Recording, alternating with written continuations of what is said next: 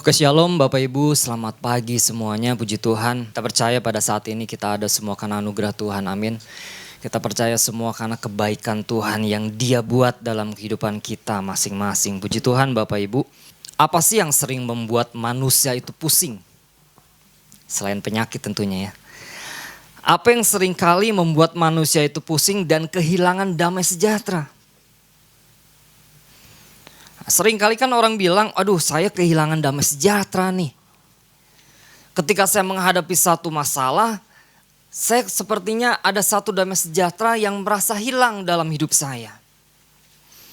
Nah, apa yang sering kali membuat manusia itu pusing dan kehilangan damai sejahtera? Sebenarnya kan jawabannya itu simpel dan sederhana. Karena orang percaya, sebagian orang percaya itu terlalu sering menggantungkan hidupnya pada apa yang dia lihat. Pada apa yang dia perhatikan, keseharian mungkin dalam kehidupannya sehingga gini, itu membuat damai sejahteranya hilang.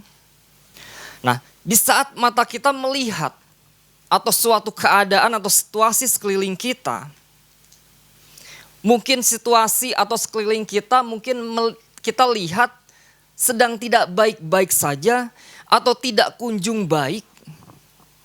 Atau seakan-akan kok situasinya sepertinya sama-sama saja. Sehingga kita timbul rasa cemas, kita timbul rasa pusing, kita timbul rasa tidak damai sejahtera dalam hati kita. Nah, mari kita sama-sama belajar Bapak Ibu. Kita belajar pagi hari ini melalui pesan Tuhan minggu ini, yaitu apa? Berjalan mengatasi segala kepusingan. Nah, ayat Alkitabnya terambil dalam 2 Korintus 5 ayat yang ke-7 Bapak Ibu. 2 Korintus 5 ayat yang ke-7 demikian firman Tuhan. Sebab hidup kami ini adalah hidup karena percaya, bukan karena melihat.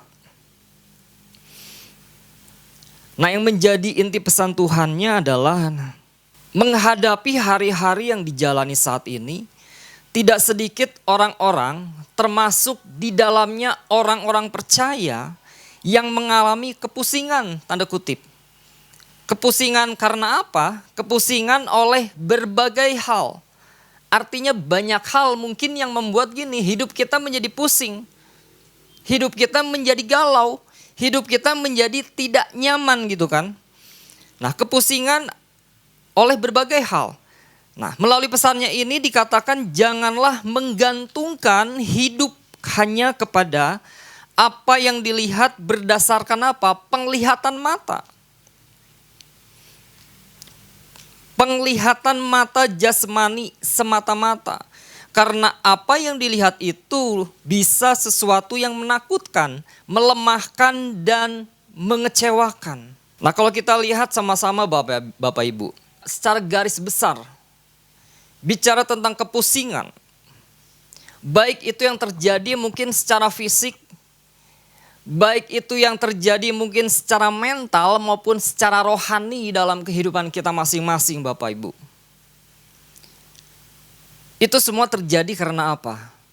Itu terjadi semua karena keterbatasan kapasitas manusia dengan situasi yang ada di luar kendalinya. Nah, mari Bapak Ibu pagi hari ini kita akan bahas bersama ya Bapak Ibu. Saya di sini akan membagi menjadi 3 bagian. Yang pertama, penyebab orang yang bisa mengalami kepusingan itu apa? Lalu bagian kedua, saya akan masuk di bagian ini, dampak dari orang yang membiarkan matanya terus bergantung kepada apa yang dia lihat. Lalu bagian ketiga saya akan masuk, langkahnya seperti apa? Tindakan apa yang harus kita sama-sama lakukan termasuk saya Bapak Ibu. Nah, bagian yang pertama Bapak Ibu, ada 2 hal akar utama kepusingan pada manusia itu pada umumnya seperti apa? Nah, bagian yang pertama, selalu menggantungkan hidup pada penglihatan. Itu penyebab utamanya Bapak Ibu. Kenapa orang percaya, orang pada umumnya mengalami kepusingan dalam kehidupannya. Karena selalu menggantungkan kehidupannya. Apapun yang dia lewati dalam kehidupannya, keputusan apapun yang dia ambil, hal apapun yang dia raih, selalu melihat apa yang dia lihat di depannya. Berdasarkan penglihatannya semata-mata. Nah, ini yang menjadi penyebab yang paling sering dialami oleh manusia, Bapak Ibu. Dari hari ke hari. Nah, di sini bukan pusing karena masalahnya, Bapak Ibu. Bukan pusing karena orang tersebut mengalami masalahnya, tetapi gini, karena cara pandangnya terhadap masalah yang dia hadapi. Ada cara pandang yang salah. Apa yang membuat cara pandang yang salah itu? Ternyata terlalu fokus, Bapak Ibu. Terlalu fokus pada apa yang kelihatan. Apa yang kelihatan itu terlalu fokus. Artinya gini, manusia cenderung hanya percaya pada apa yang dia tangkap melalui pandangan matanya. Mungkin ketika mata melihat situasi yang baik. Mungkin ketika mata melihat situasi yang tidak baik. Atau ada sesuatu yang buntu dalam kehidupannya atau ketidakpastian dalam kehidupannya, maka pikiran ini langsung memproses sebagai suatu bahaya. Sehingga memicu gini, rasa panik. Ada ketakutan yang timbul, ada kecemasan yang timbul di dalam hatinya. Manusia cenderung ingin mengandalkan yang tidak bisa dikendalikan. Karena ini gini Bapak Ibu, karena ini bicara tentang sifat alamiah manusia ya. Manusia pasti ingin memegang kendali dalam kehidupannya. Dia pengen tahu hari esoknya seperti apa. Dia ambil kendali dalam kehidupannya untuk hari esok. Dia ambil kendali tentang keadaan sekitarnya. Dan dia menganalisa hasil akhir dari apa yang dia lihat. Ketika ini dia lakukan Bapak Ibu, manusia yang dia lakukan. Ketika dirinya terbatas mentok pada suatu titik, dia sadar dan dia tidak sanggup mengontrol akan hal-hal tersebut. Kejadian yang tadi yang saya sebutkan. Maka yang akan timbul apa? Rasa kecemasan. Maka yang timbul apa? Kepusingan. Yang timbul apa? Ada rasa tidak damai sejahtera.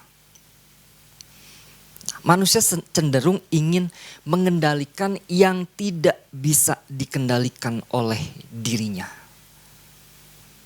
Ada ekspektasi manusia Bapak Ibu. Ekspektasi manusia atau keinginan-keinginan manusia dengan realita kehidupannya.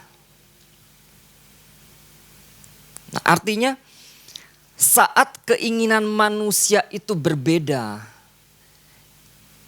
atau bertolak belakang dengan kenyataan yang sedang terjadi. Atau kenyataan yang sedang terjadi di depan mata. Maka dia akan berekspresi. Ini tidak sesuai dengan ekspektasi saya. Nah, itu yang pertama Bapak Ibu.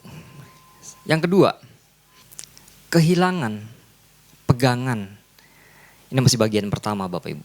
Kehilangan pegangan dalam hidupnya. Penyebabnya nih. Kehilangan pegangan dalam hidupnya. Yaitu iman percayanya. Nah seringkali gini. Manusia merasa mampu. Manusia merasa sanggup. Manusia merasa kuat untuk apa Bapak Ibu?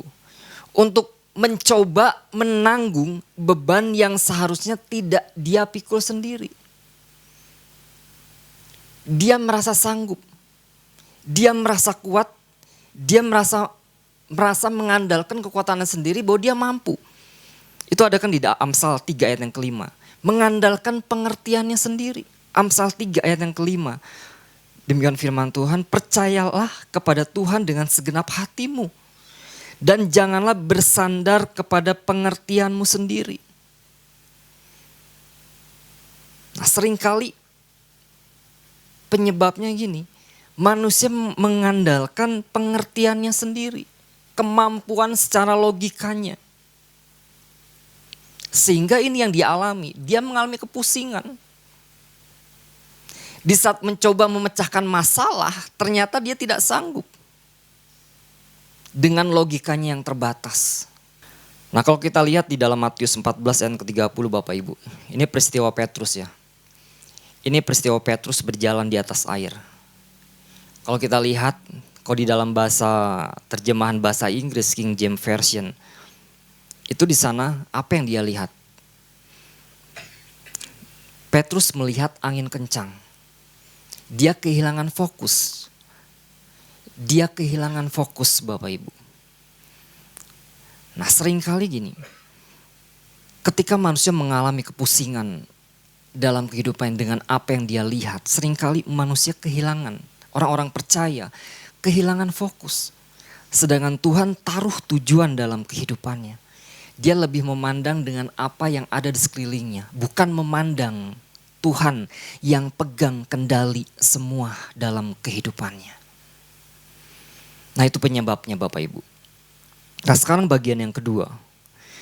Itu dampak seseorang ketika hidupnya hanya menggantungkan berdasarkan apa yang dia lihat. Ternyata ada dampaknya Bapak Ibu. Ini tidak main-main. Dampaknya apa? Yang pertama gini. Dia akan mengalami kelumpuhan iman. Dia akan mengalami kelumpuhan iman. Nah, seseorang yang hidupnya hanya didikte oleh apa yang dia lihat, apa yang dia saksikan, secara tidak langsung gini, secara tidak sadar dia akan kehilangan keberanian untuk dia melangkah, untuk mengalami hal-hal yang luar biasa daripada Tuhan. Mungkin secara kita melihat orang itu berani. Tetapi ada suatu titik gini, dia akan kehilangan keberanian. Dia tidak akan berani melangkah ketika semua itu terjadi. Nah, ketika Tuhan pimpin Bapak Ibu, ketika Tuhan arahkan, ketika Tuhan tuntun, seringkali gini, ketika orang mengalami kelumpuhan rohani, apa yang dia lihat? Dia akan melihat gini, perhitungan secara manusia. Apa yang dia lihat, mungkin gak nih? Dia akan hitung secara matematika, mungkin gak?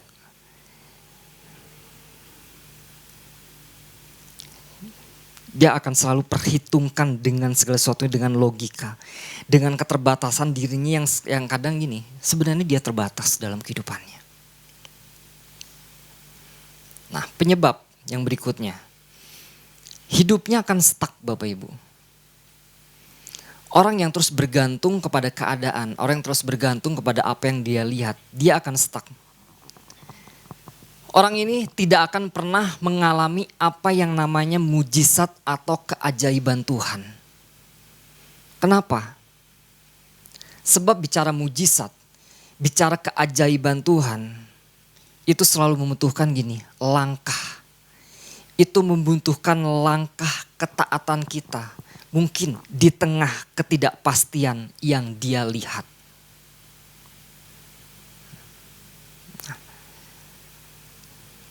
Nah, itu Bapak Ibu. Yang berikutnya Bapak Ibu.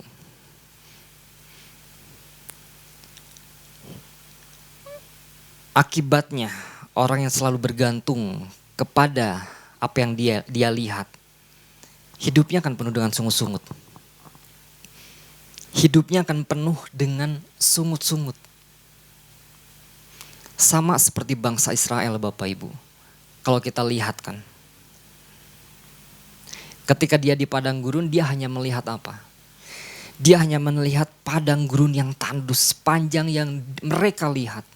Sepanjang yang mereka lihat, mereka hanya melihat padang gurun yang tandus, gersang. Yang tidak ada air. Apa yang mereka lihat? Apa yang mereka lihat dan kelihatan. Tetapi mereka lupa gini. Mereka lupakan penyertaan Tuhan. Mereka lupa akan apa yang Tuhan buat, apa yang sudah mereka alami, yang sudah Tuhan buat dalam kehidupan mereka. Nah, akibatnya gampang mengeluh. Akhirnya apa? Akhirnya menyerah. Ketika menyerah, yang lebih gawat lagi gini, orang tersebut akan menyalahkan Tuhan. Kenapa Tuhan biarkan ini terjadi padaku? Akhirnya ada sungut-sungut. Terlalu fokus dengan apa yang dia lihat. Lalu yang selanjutnya, orang yang terlalu fokus dengan apa yang dia lihat, dia akan kehilangan yang namanya shalom. Dia akan kehilangan yang namanya damai sejahtera Kristus. Dalam Yohanes 14 ayat ke-27 dikatakan apa? Damai sejahtera ku tinggalkan bagimu. Damai sejahteraku kuberikan kepadamu, dan apa yang kuberikan tidak seperti yang diberikan oleh dunia kepadamu. Janganlah gelisah dan gentar hatimu. Padahal sudah jelas gini, ini adalah janji Tuhan bahwa Ia berjanji Dia akan memberikan damai sejahtera dalam setiap kehidupan kita orang-orang percaya. Cuman masalahnya gini, ketika damai sejahtera yang Tuhan kasih dalam kehidupan kita masing-masing, pandangan kita masih tetap fokus kepada apa yang dilihat. Nah, ini poinnya Bapak Ibu. Agar umat Tuhan bisa berjalan dengan berdasarkan percaya, bukan semata-mata karena melihat, ada tindakan yang harus kita lakukan. Ada langkah yang harus kita kerjakan. Nah, yang pertama Bapak Ibu, apa yang harus kita sama-sama lakukan? Apa tindakan yang harus kita kerjakan? Yang pertama gini, kita harus menyadari keterbatasan hal yang kelihatan. Artinya gini, hal yang kelihatan itu terbatas Bapak Ibu. 2 Korintus 5 ayat yang pertama. 2 Korintus 5 ayat yang pertama demikian firman Tuhan. Karena kamu tahu bahwa jika kemah tempat kediaman kita di bumi ini dibongkar, Allah telah menyediakan suatu tempat kediaman di surga. Sampai di situ Bapak Ibu. Di sana ada kata kemah Bapak Ibu. Nah, kalau kita lihat di sini Rasul Paulus ada dua hal yang berbeda yang dia sampaikan. Hal yang sementara. Ada hal yang kekal. Saya akan bahas yang hal yang sementara. Karena kami tahu bahwa jika kemah tempat kediaman kita di bumi ini dibongkar. Di situ ada kata kemah Bapak Ibu. Ya kan? Kemah. Kemah itu bicara tentang tempat tinggal sementara. Tempat tinggal sementara. Nah, Paulus menyebutkan gini, tubuh. Paulus menyebutkan tubuh dan kehidupan kita di dunia itu sebagai kemah yang sifatnya sementara, yang sifatnya fana, yang sesekali bisa dibongkar, yang sesekali bisa diambil. Dan ini tidak stabil, mudah rusak. Kepusingan yang dihadapi manusia Bapak Ibu, itu terjadi ketika manusia memperlakukan tanda kemah itu sebagai hal yang luar biasa. Lebih fokus kepada kemah tersebut. Ya kan? Dunia lebih memperhatikan tanda kutip kemah. Dunia lebih memperhatikan apa yang dia lihat. Mungkin harta. Mungkin kenyamanan. Mungkin jabatan. Dan lain-lain. Nah, ini yang menjadi pengejaran manusia secara duniawi. Manusia mengejar tentang apa yang dia lihat. Kemah itu sendiri. Tetapi Paulus mengatakan gini, kemah itu sifatnya sementara. Tidak selama-lamanya. Suatu saat bisa dibongkar, suatu saat bisa diambil, bisa digoyang, bisa dirobohkan. Nah, kenapa?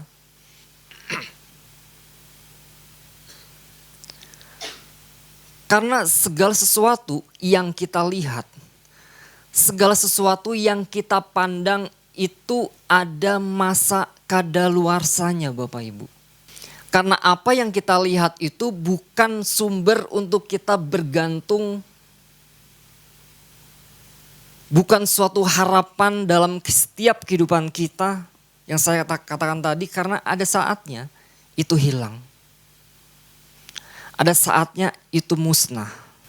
Nah sebenarnya gini kan, pengharapan kita sebagai orang-orang percaya sebenarnya bukan apa yang dilihat, tetapi apa yang dikatakan oleh firman Tuhan. Karena kita percaya kepada janjinya. Kita percaya kepada kebenaran apa yang dikatakan Tuhan dalam kehidupan kita. Seberapa besar janji Allah yang Tuhan kasih dalam setiap kita. Yang Dia sediakan dalam setiap kita. Nah itu sebenarnya Bapak Ibu, dasar pengharapan kita. Nah tindakan yang kedua Bapak Ibu, yang pertama tadi itu.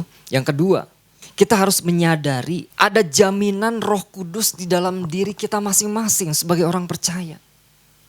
2 Korintus 5 ayat yang kelima. Tetapi Allah lah yang justru mempersiapkan kita untuk hal itu dan mengaruniakan roh kepada kita sebagai jaminan. Nah itu garis bawahi Bapak Ibu, jaminan. Sebagai jaminan segala sesuatu yang telah disediakan bagi kita. Ada jaminan. Nah bicara tentang jaminan itu apa Bapak Ibu?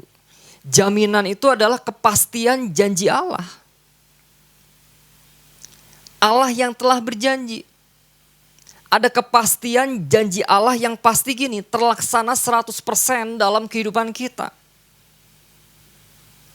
Dari pihak Tuhan pasti terjadi 100%.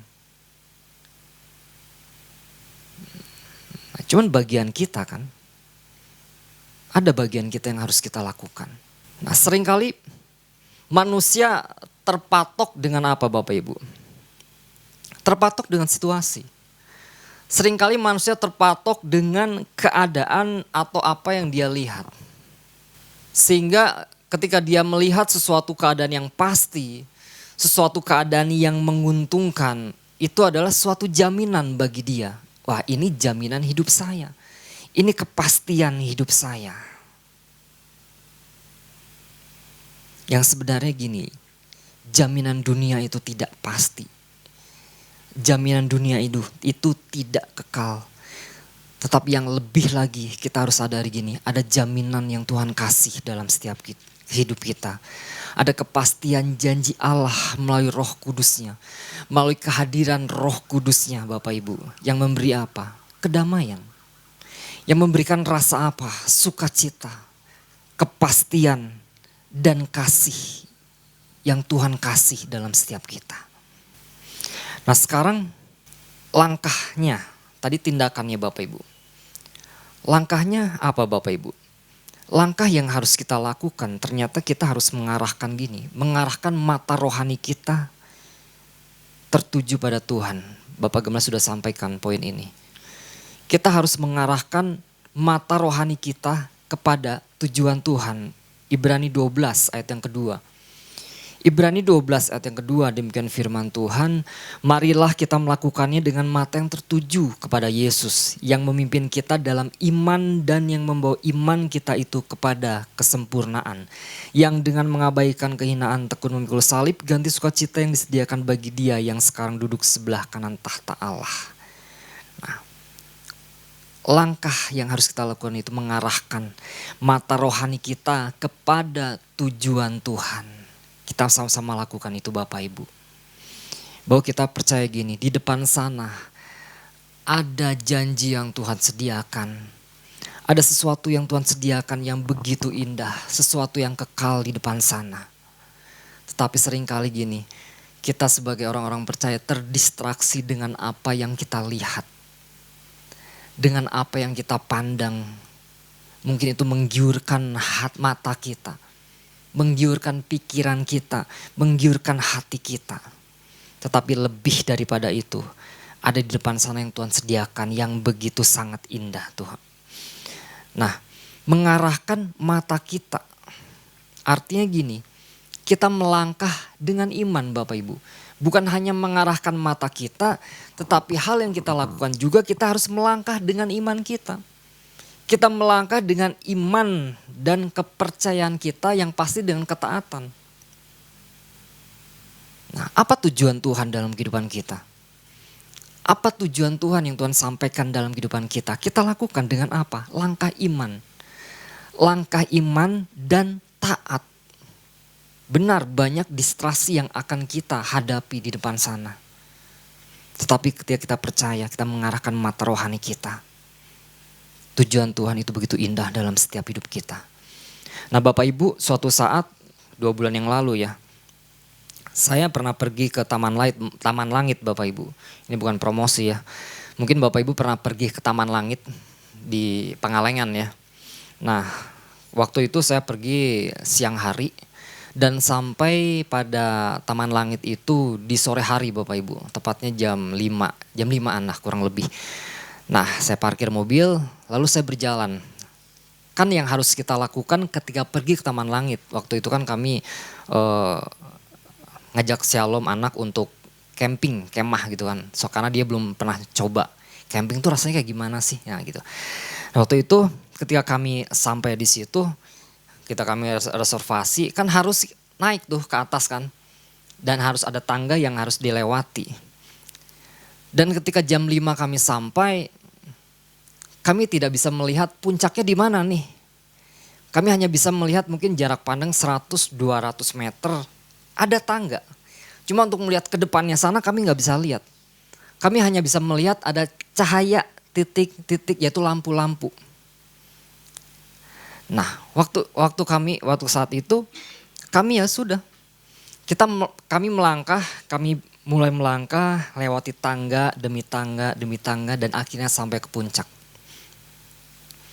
Nah, dari ilustrasi ini yang saya dapatkan gini Bapak Ibu. Seringkali manusia, orang-orang percaya menyaksikan kabut yang begitu tebal.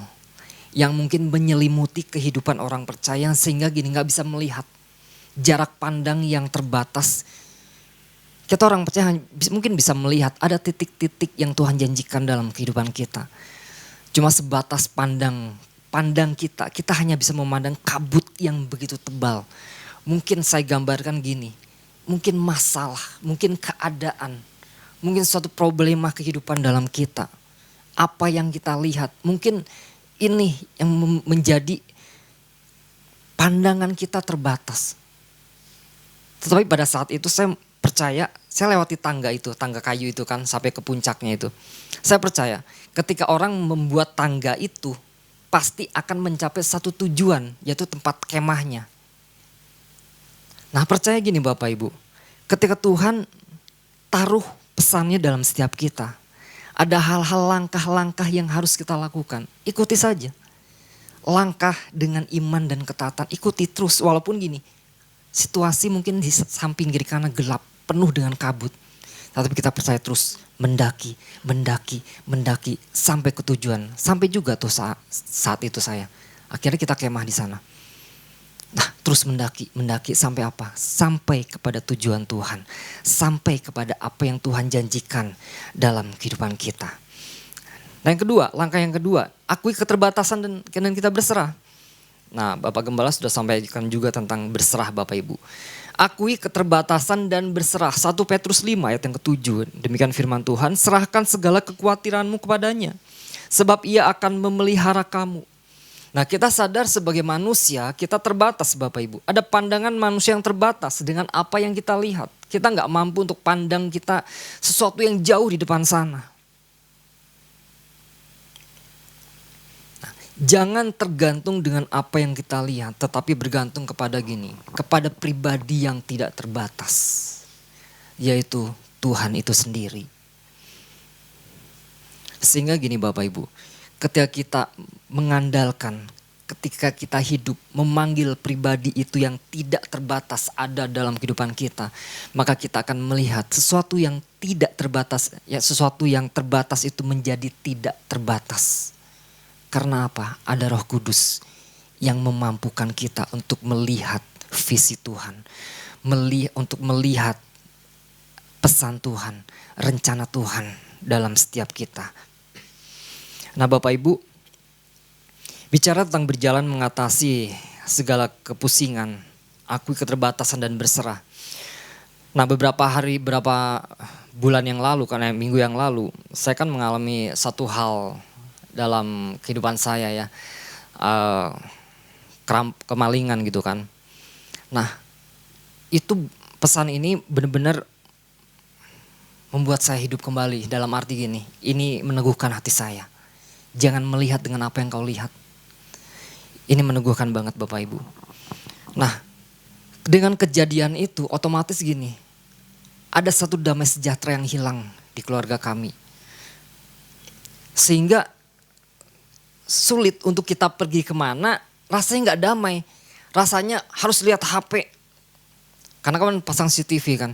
Mungkin secara manusia udah pasang CCTV aja deh. Pasang alarm, pasang CCTV. Itu kan secara manusia. Setelah itu ya udah akhirnya ditinggal juga kan rumah.